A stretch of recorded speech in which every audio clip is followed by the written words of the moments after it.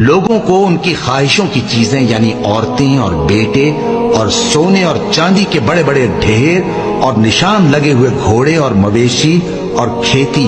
بڑی زینت دار معلوم ہوتی ہیں، مگر یہ سب دنیا ہی کی زندگی کے سامان ہیں اور اللہ کے پاس بہت اچھا ٹھکانہ ہے۔ اے پیغمبر ان سے کہو کہ بھلا میں تم کو ایسی چیز بتاؤں جو ان چیزوں سے کہیں اچھی ہو؟ سنو، جو لوگ پرہیزگار ہیں ان کے لیے اللہ کے ہاں باغات بہشت ہیں جن کے نیچے نہریں بہ رہی ہیں، ان میں وہ ہمیشہ رہیں گے،